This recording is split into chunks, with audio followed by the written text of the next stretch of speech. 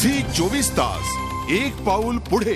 ग्रामीण भागात पहाटेच्या वेळी बळीराजाला जागृत करणारा वासुदेव आजच्या पिढीच्या विस्मृतीत गेलाय। समाज प्रबोधन करणाऱ्या वासुदेवाच्या परंपरेतील नवीन पिढी कसाबसा आपला उदरनिर्वाह करते, या विषयावरचा झी 24 तासचा हा विशेष वृत्तांत। महाराष्ट्रात लोककलेला खूप महत्त्व आहे। ग्रामीण भागात वासुदेवाला देवाची उपमा दिली जाते। काही दशकांपूर्वी असं चित्र असायचं की भल्या पहाटे भक्तिगीत गुणगुणत वासुदेव गावात आला की शेतकरी वर्ग जागा व्हायचा आणि त्यानंतर त्याची शेताकडे जाण्यासाठी लगबग सुरू व्हायची। महिला सुपात धान्य घेऊन यायच्या। वासुदेवाच्या पायावर पाणी टाकून हळद कुंकू लावून पूजा करण्याची पद्धत होती।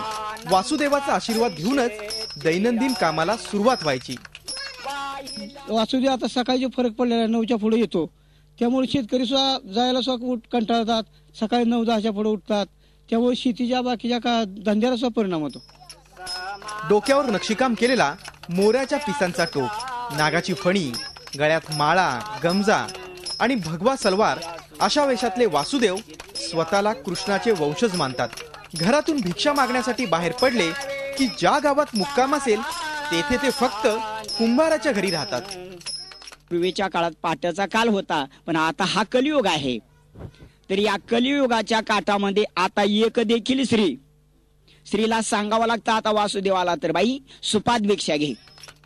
भल्या पहाटेचं पावित्र्य आणखी ठसठशीत करणारा वासुदेव टीव्हीच्या जमान्यात लुप्त झालाय। त्याची खंत वयोवृद्ध व्यक्त करतायत।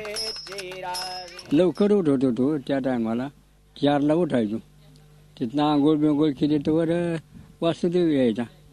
मग आपलं त्याचं दर्शन घ्यायचं, काहीतरी दान त्याला करायचं। नवीन आता काय सांगावंच लागत नाही हो। ही टीव्ही काळ बदलला, माणसं बी तशी बागाना ती।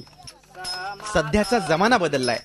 शहरी संस्कृतीत रात्रीचा दिवस आणि दिवसाची रात्र होत चालली आहे। अशा स्थितीत वासुदेवाच्या परंपरेतील आजची पिढी प्रतिकूल परिस्थितीत लोकांना सतर्क राहण्याचं प्रबोधन करते।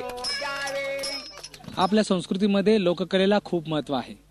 पिंगळा आणि वासुदेव या लोककलेतून समाजाचं प्रबोधन व्हायचं। या प्रबोधनातून समाज समाधानी कसा होईल असे हे वासुदेव प्रयत्न करायचे। मात्र काळाच्या ओघामध्ये हे वासुदेव कला ही लोप पावत चालली आहे।